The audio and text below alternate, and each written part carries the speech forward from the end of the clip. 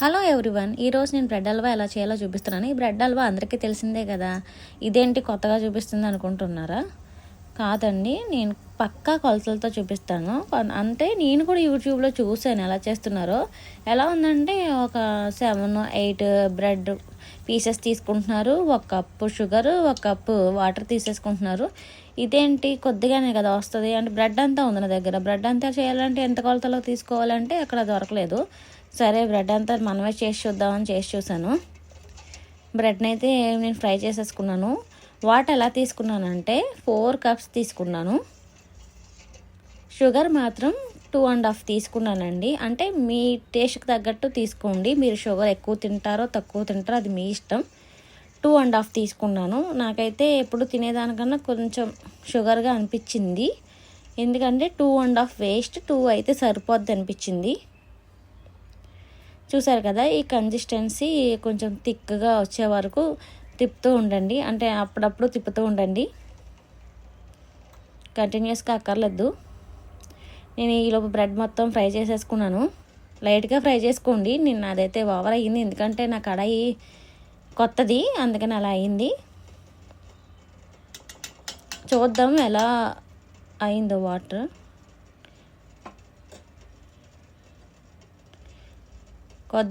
కొద్దిగా జిగురుగా ఉంటే చాలండి. మనం హ్యాండ్తో టచ్ చేసినప్పుడు కొద్దిగా జిగురుగా ఉంటే చాలు.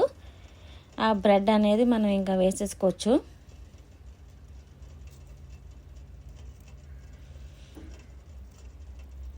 బ్రెడ్ మొత్తం డిప్ చేసేసుకున్నాక ఇప్పుడు నేను చెప్పేది బ్రెడ్ ప్యాకెట్ మొత్తం అండి. నేను బ్రెడ్ ప్యాకెట్ మొత్తం తీసుకున్నాను, దానికి నేను కొలతలు చెప్తున్నాను.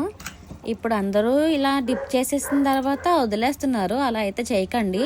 కంటిన్యూస్గా మీరు సార్టింగ్ చేసుకుంటూ ఉంటే ఆ బ్రెడ్ అనేది మెత్తబడుతుంది, మనకి చాలా పర్ఫెక్ట్గా వస్తుంది అనమాట. స్మూత్గా వస్తుంది బ్రెడ్ హల్వా అనేది. అలా వేసేసి అయితే ఉంచేకండి, స్టవ్ అయితే ఆఫ్ చేయకండి. చూస్తున్నారు కదా, ఇలా తిప్పుతూ ఉంటే ఇలా బ్రెడ్ అనేది మెత్తగా పీసెస్ మెత్తగా అయిపోతాయి. అయ్యే వరకు మీరు సార్టింగ్ చేస్తూ ఉండండి.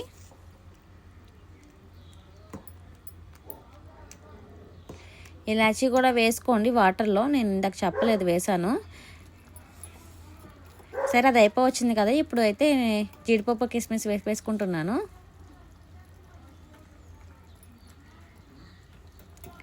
ఈ కడాయిలోనే నేను బ్రెడ్ అనేది ఫ్రై చేశాను. ఇది కొత్తది కదా, అందుకనే కొద్దిగా ఫ్రై అనేది బాగా అయ్యింది.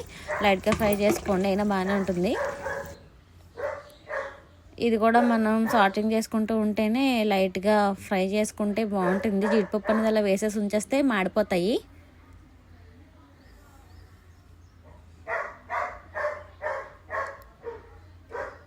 అయిపోయిందండి, ఇవి కూడా అందులో వేసేద్దాము.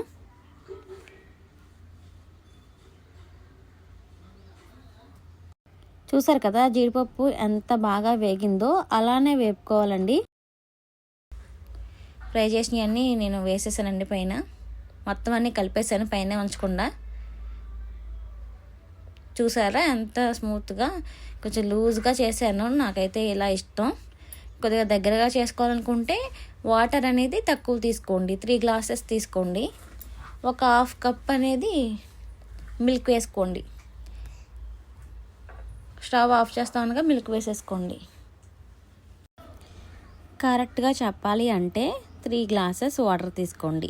అంటే ఇంత లూజ్ కన్సిస్టెన్సీ నాకు అవసరం లేదు, ఇంకొద్దిగా చిక్కగా కావాలి అనుకుంటే 3 గ్లాసెస్ వాటర్, 2 గ్లాసెస్ పంచదార తీసుకోండి, అంతే. దింపేసేటప్పుడు ఒక 1/2 కప్పు పాలు వేసుకోండి.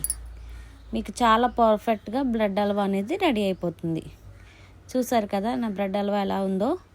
మీకు కనుక నచ్చినట్లయితే సబ్స్క్రైబ్ చేసుకోండి, లైక్ చేయండి, షేర్ చేయండి, కామెంట్ చేయండి.